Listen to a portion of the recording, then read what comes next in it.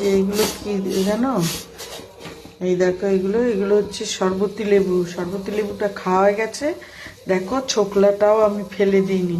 এই ছোকলাটা যেমনি সুন্দর গন্ধ তেমনি ছোকলাটার উপকার। কি করব বলো তো, এই ছোকলাটা জাল দেবো একটুখানি, একটু বেশিক্ষণ জাল দেবো, 5-10 মিনিটের মতন দিয়ে। এই যে দেখো ম্যাজিক হ্যান্ড ওয়াশ আছে।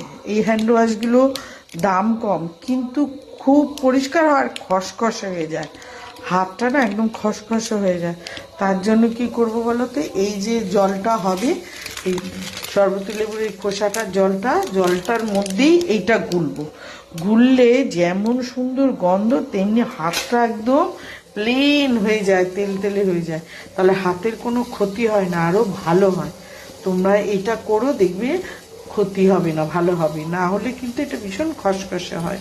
এই যে দেখো, এই যে, আর এই যে হ্যান্ড ওয়াশ, এই যে এই বোতলের মধ্যে হ্যান্ড ওয়াশ ছিল ডেটলের, এটার মধ্যেই গুলে রাখবো একবারে।